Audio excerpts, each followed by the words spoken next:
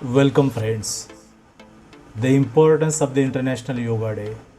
In December 2014, the United Nations General Assembly proclaimed June 21st as the International Yoga Day. Thanks to the initiative of Prime Minister of India, Shri Narendra Modi, the adaptation of this day as an international observance highlights the rich history.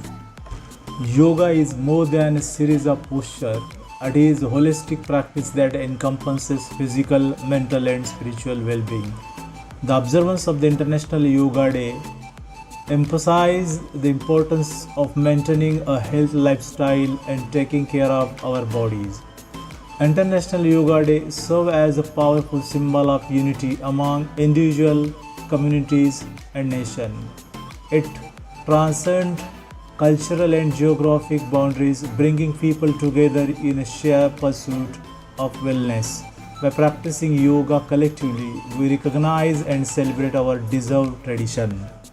International Yoga Day aligns with the United Nations Sustainable Development Goals, which aim to address global challenges and create a better future for all. This day celebrates the ancient wisdom of yoga and its transformative power on individuals and communities.